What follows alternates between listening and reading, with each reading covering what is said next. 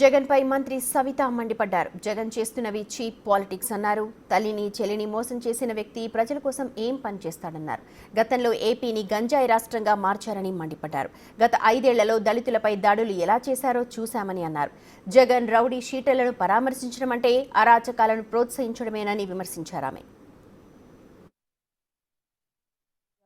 తెనాలికెళ్ళి rowdy షీటర్లను పరామర్శించడం ఏంటి? వాళ్ళ మీద ఒక్కొక్కరి మీద సుమారుగా 9 కేసులు 10 కేసులు దాకా ఉన్నాయి. 9 వాటేంటి? పరామర్శించిన నవీన్ మీద 11 కేసులు, అదేవిధంగా రాకేష్ మీద 8 కేసులు, మరి జాన్ విక్టర్ మీద 9 కేసులు ఉన్నాయి. మరి వాళ్ళు ఏం కులాలతో సంబంధమా జగన్మోహన్ రెడ్డి గారు? ఇది కుల రాజకీయాలు చేయటం, శవ రాజకీయాలు చేయటం మీకే అలవాటు. మరి వీళ్ళు చేసింది ఏంటి? ఒక దళిత కానిస్టేబుల్, అక్కడ కూడా దళిత కానిస్టేబుల్ అనే విషయం మర్చిపోతున్నారు మీరు. దళిత కానిస్టేబుల్ మీదనే వాళ్ళు దాడులు చేశారు. మరి అలాంటి వాళ్ళ దగ్గరికి వెళ్ళి మీరు రాజకీయాలు చేస్తున్నారంటే నిజంగా ఎంత దిగజారిపోయిన రాజకీయాలు చేస్తున్నారు, ఎంత మీ ఉనికి కాపాడుకునే కోసం మీరు రాజకీయాలు చేస్తున్నారో అందరికీ అర్థమైపోయింది. మీరు అక్కడికి వెళ్ళి ఏం మాట్లాడుతున్నారు?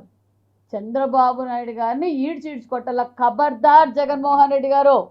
చంద్రబాబు నాయుడు గారు నీతి నిజాయితీకి ఆయన ఒక నిదర్శనం అన్న విషయం మీకు అర్థమైపోయింది. మీరు ఏదైతే చంద్రబాబు నాయుడు గారి మీద అక్రమ కేసు పెట్టినప్పుడు ప్రపంచమంతా చంద్రబాబు నాయుడు గారు అంటే ఏంటో మీరు ప్రపంచ స్థాయిలో మీకు తెలిసింది. మళ్ళా ఈరోజు చంద్రబాబు నాయుడు గారి గురించి మాట్లాడే అర్హతే మీకు లేదు. మరి అంతేకాకుండా మీరు ఈరోజు దళితుల గురించి మాట్లాడుతున్నారు. మరి దళితులకు ఇస్తున్న సంక్షేమ పథకాలు మీరు ఏ విధంగా రద్దు చేశారో తెలుసు. మరి రాజ్యాంగ నిర్మాత అంబేద్కర్ గారినే మీరు విమర్శించారన్న విషయం మీరు మర్చిపోయారు. అంతేకాకుండా మరి ఎస్సీ సప్లాన్ ఏం చేశారో, మీరు ఏ విధంగా నిధులు మళ్ళీ ఇచ్చారో మీకు తెలీదా? మీరు న్యాయమైన బద్ధమైన కేసుల గురించి మీరు పరామర్శిస్తే బాగుంటుంది. సొంత జిల్లా అన్నమయ్య జిల్లాలో అన్నమయ్య డ్యామ్ కొట్టుకుపోతే కూడా 42 మంది చనిపోతే మీరు పరామర్శించలేదు. మరి మీరు ఈరోజు పరామర్శించి నా దళితులు, నా ఎస్సీలు, నా ఎస్టీలు, నా బీసీలను ఈరోజు తిరుగుతున్నారు. 5 సంవత్సరాల్లో మీరు ఎంతమంది దళితుల్ని పరామర్శించారు, దళితుకి ఏ విధంగా న్యాయం చేశారో చర్చించడానికి సిద్ధమా అని జగన్మోహన్ రెడ్డి గారిని అడుగుతున్నాం. మరి ఈరోజు మీరు దయ్యాలు వేదాలు అందించినట్లుగా మాట్లాడుతుంటే ప్రజలు ఎవ్వరూ మిమ్మల్ని నమ్మే పరిస్థితిలో లేదు.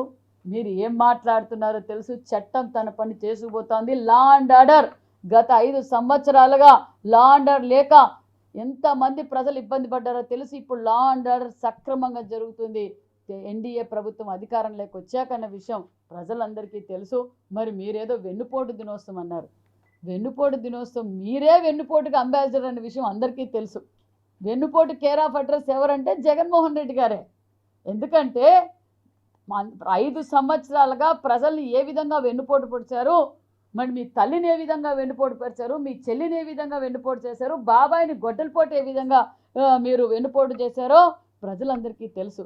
మరి మీ ఎమ్మెల్సీ దళిత డ్రైవర్ని డోర్ డెలివరీ చేసినప్పుడు ఏమైందండి? మీ జగన్మోహన్ రెడ్డి గారు మీరు ముఖ్యమంత్రిగా ఉన్నారు. ఈరోజు మీరు చంద్రబాబు నాయుడు గురించి, పవన్ కళ్యాణ్ గురించి మాట్లాడతారా? మీకు అర్హతే లేదన్న విషయం కూడా మీకు తెలియజేస్తున్నాం. చట్టం తన పని తను చేసుకుపోతుంది. ఈరోజు రెడ్ బుక్ కాదు కదా, రాజ్యాంగబద్ధంగా ఏముంటే అది జరుగుతుందే తప్ప ఇక్కడ మతాలకు కులాలకు అతీతంగా ఈరోజు రాష్ట్రం అభివృద్ధి జరుగుతోంది. మేము ఎక్కడ కక్ష సాధింపు చర్యలకు వెళ్ళి అంటే తప్పు చేసిన వాళ్ళను కూడా శిక్షించకూడదా?